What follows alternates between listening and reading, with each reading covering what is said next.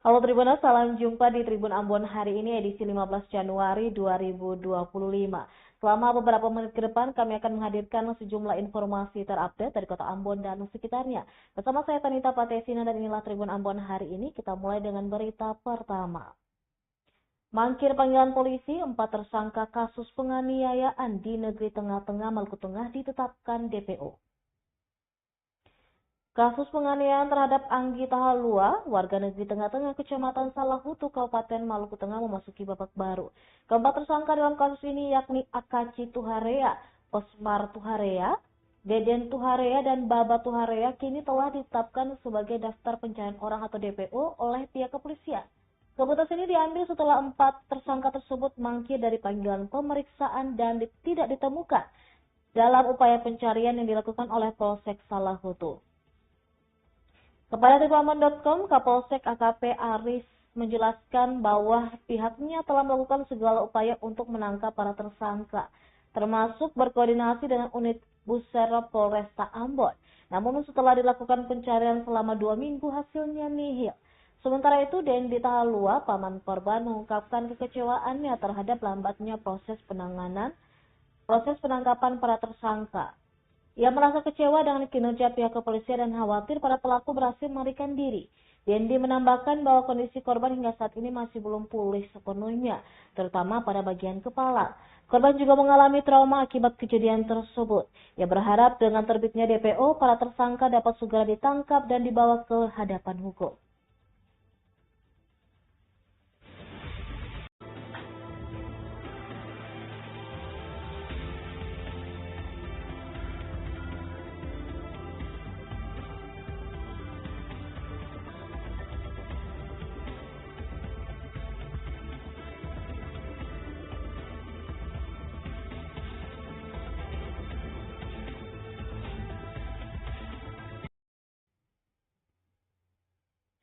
Paman korban kecewa, 4 tersangka penganiayaan di negeri Tengah-Tengah Maluku Tengah masih buron.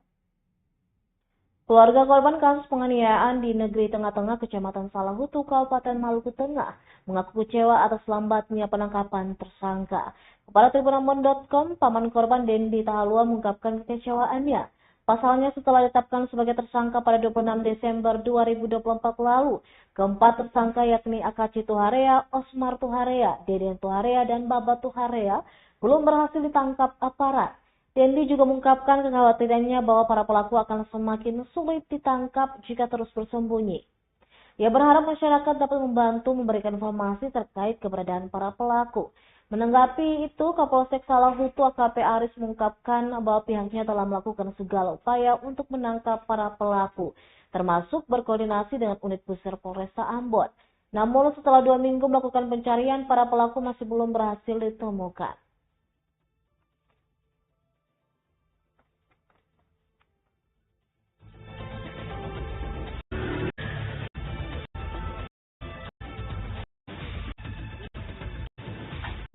Memang pelaku kabur tuh, jadi ketong keluarga untuk rasa bagaimana mungkin karena berpikir begitu susah Pak.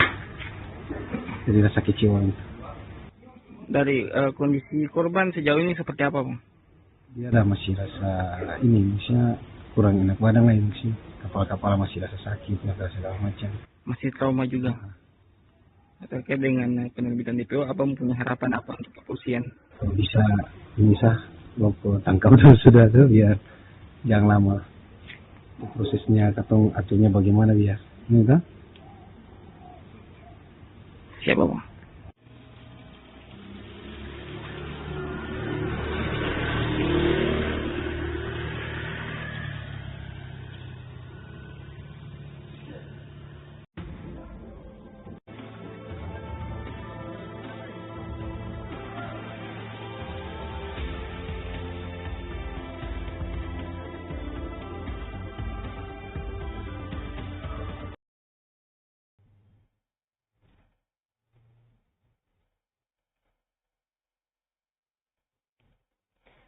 Tribuners, puluhan tahun ruas jalan menuju wisata air panas Tulehu rusak parah. Sudah puluhan tahun ruas jalan menuju wisata air panas negeri Tulehu, Kecamatan Salahutu, Kabupaten Maluku Tengah rusak parah. Hasil penelusuran Tribunambon.com kurang lebih ditemukan sebanyak 345 lubang jalan. Jumlah tersebut terhitung dari kawasan jalan masuk pertigaan depan rumah makan khas Maluku hingga sampai pada titik wisata air panas dengan jarak menggunakan Google Maps kurang lebih 2,5 km. Angka tersebut meningkat dari hitungan sebelumnya yang tercatat hanya 232 lubang pada 20 April 2024. Ukuran lubang jalan bervariasi, sebagian besar lubang cukup parah dengan diameter berkisar antara 20 cm hingga 3 meter dan kedalaman mencapai 5 hingga 10 cm.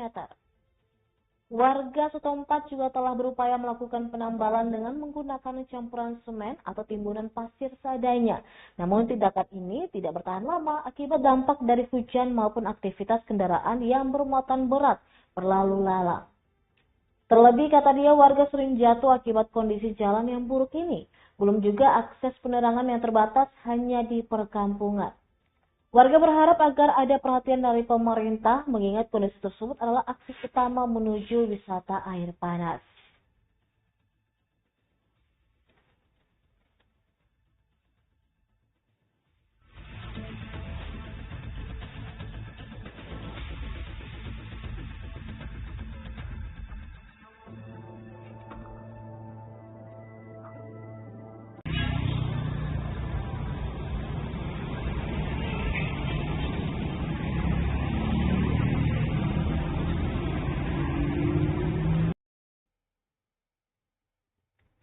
Ruas jalan menuju sejumlah objek wisata di negeri Morella dan Liang rusak parah. Bagi para pengendara baik roda 2 maupun roda 4 wajib berhati-hati melintasi jalan dari negeri Morella, Kecamatan Lehitu ke negeri Liang, Kecamatan Salahutu, Kabupaten Maluku Tengah. Pasalnya, sepanjang jalan tersebut ditemukan ratusan lubang jalan yang dapat membahayakan pengendara, terutama para wisatawan yang melintasi area itu. Lebih tepatnya, dari hasil penelusuran tribunambon.com, ditemukan sebanyak 718 lubang. Jumlah tersebut dihitung dari Kompleks Labuan Barat, Negeri Liang, hingga Masjid Al-Mutaqin, Negeri Morella, Maluku Tengah. Ukuran lubang jalan bervariasi, sebagian besar lubang cukup parah, dengan diameter berkisar antara 20 cm hingga 3 meter. Dan kedalaman mencapai 5 hingga 10 cm. Bahkan ada yang aspalnya amblas semuanya dengan panjang 20 meter. Ditambah lagi dengan kondisi jalan yang bergelombang serta sejumlah tikungan dan tanjakan yang memiliki lubang. Kondisi ini menjadi sangat penting untuk segera mendapatkan perhatian. Terutama karena negeri Morella dan negeri Liang terkenal memiliki banyak spot wisata alam yang indah. Beberapa di antaranya adalah Tanjung Setan Morella, Teluk Tilepuai, Samamauai, juga Lubang Buaya Morella, Halasi Beach, Tanjung Kiritetu. Ada juga Moki Beach, Tahu Kasamal Morella, Watuku Beach, hingga Pantai Liat. Salah seorang pengendara, Husni Wael, mengeluhkan kondisi tersebut. Menurutnya, akses jalan menuju sejumlah wisata dan menghubungkan antar desa itu telah rusak sejak lama. Terlebih menurutnya, warga sering terjatuh akibat kondisi jalan yang buruk itu. Ia berharap jalan bisa diperbaiki untuk kenyamanan dan juga keselamatan wisatawan dan warga.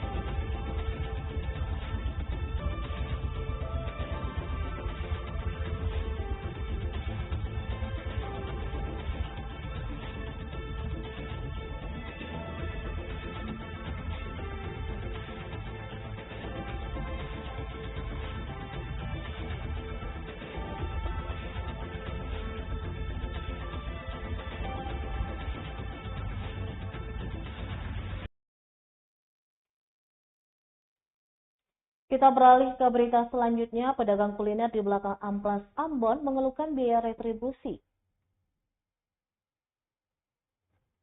Sejumlah pedagang kuliner malam di kawasan Pasar Lama Ambon mengaku diperas oleh pemerintah Kota Ambon. Pasalnya, para pedagang yang berjualan di Jalan Yosudarso, tepatnya di belakang pusat perbelanjaan itu, dibebankan membayar sejumlah retribusi. Di antaranya retribusi sampah, sewa parkir, sewa lokasi, air, hingga listrik. Itu semua dibayar setiap harinya. Untuk retribusi sampah dikenakan tarif Rp5.000 dan tempat parkir Rp15.000. Sedangkan untuk air dan listrik Rp100.000 dengan waktu pemakaian berbeda-beda. Sementara untuk biaya sewa tempat hitungannya sesuai panjang tenda dikali lebar dikali Rp2.000 untuk satu tenda setiap malamnya. Sedikitnya terdapat 24 tenda jualan berjejer di sepanjang kawasan itu. Jika dihitung sesuai ukuran tenda yang paling kecil, setiap malamnya jumlah uang yang diterima pemerintah kota dari satu pedagang sebanyak Rp72.000. Sedangkan untuk setiap bulan, seluruh pedagang harus membayar sebanyak Rp68.448.000, termasuk biaya sampah dan parkir. Ratna, salah satu pedagang, mengaku tak punya untung lebih lantaran banyaknya iuran ditambah waktu jualan yang terbilang singkat. Lanjutnya, meski rutin membayar, dirinya dan pedagang lain tidak difasilitasi tempat yang layak untuk berjualan. Ia berharap dengan jumlah uang yang diterima pemerintah Kota Ambon setiap bulannya bisa difungsikan untuk menyediakan sejumlah fasilitas pedagang.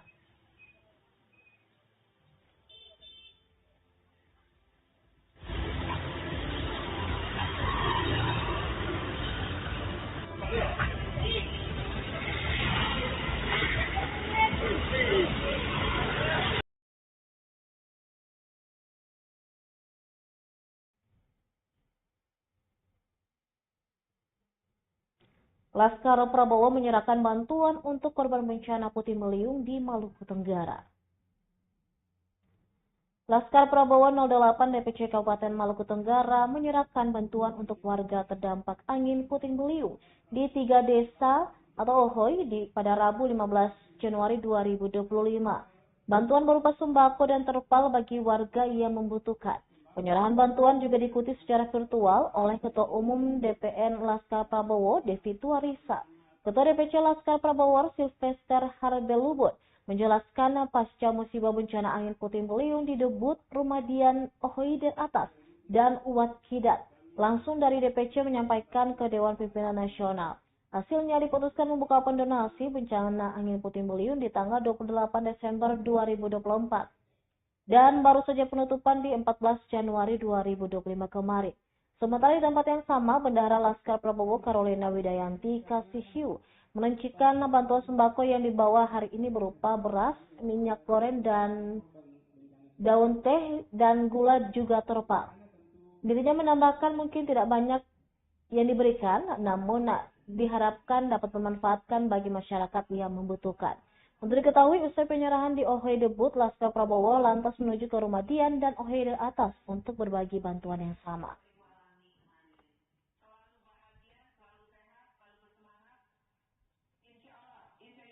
Kehidupan kita semua.